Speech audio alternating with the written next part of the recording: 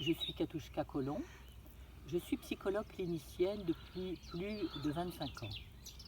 Je propose des psychothérapies individuelles, donc les personnes viennent me voir environ une fois par semaine, ça peut être aussi tous les 15 jours.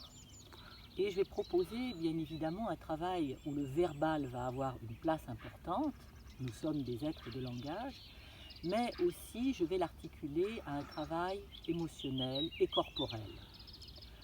Je suis ce qu'on appelle une gestalt praticienne. Alors la gestalt, c'est une thérapie du contact, où on ne travaille pas uniquement sur le pourquoi nous vivons telle ou telle chose, pourquoi nous sommes pris dans telle ou telle difficulté, dans tel ou tel symptôme, mais aussi sur le comment nous allons pouvoir découvrir comment on fonctionne et comment on peut trouver d'autres solutions plus intéressantes, moins coûteuses, plus nourrissantes à celles que nous avons trouvées dans le passé pour survivre à certaines choses.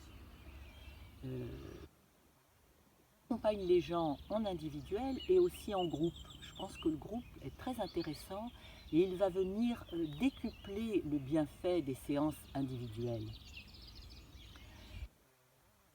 En thérapie, j'utilise plusieurs outils. Des outils qui vont permettre à la personne de trouver ou de retrouver sa créativité.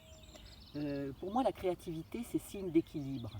Alors, grâce à l'écriture, j'utilise l'écriture comme outil, la peinture, ça peut être la peinture sur le corps, la mise en mouvement. Le corps en mouvement, c'est pas savoir danser, mais c'est danser avec son corps, ou se laisser danser.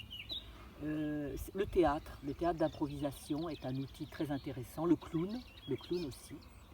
La nature, pour moi, je ne dirais pas que c'est un outil, mais elle a une place de choix. C'est pour ça que les groupes sont en week-end résidentiel et nous partons dans un lieu de nature. J'essaye de transmettre ça. Je pense que la nature nous relie à notre spiritualité.